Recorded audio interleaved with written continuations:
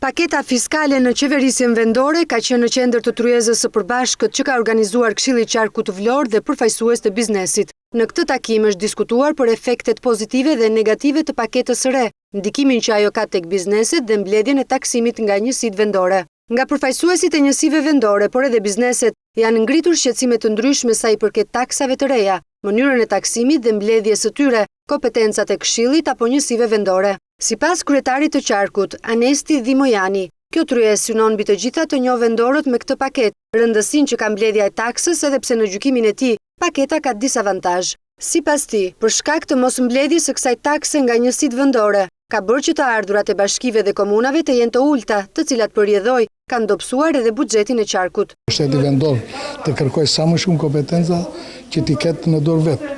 Mosbatimi i tij nuk është problemi, se ka qenë një vit i vështirë që është quajtur 2013, por kanë qenë një vit i zakonshëm me problematikat e vetë, sepse dhe problemet e rajonit do ndikoni sadopak, po jo në atë shkallë për të thënë se ka patur vështirësi për të mbledhur këto taksa. Po ka qenë mungesa ose mosdëshira nga njësitë vendore për të mbledhur këto taksa. Biznesi, por edhe përfaqësuesit e njësive vendore lidhur me pyetjet e ngritura rreth paketës së re, kanë marrë përgjigje nga eksperti kontabël edhe për taksën vendore, Arqile Mishtaku.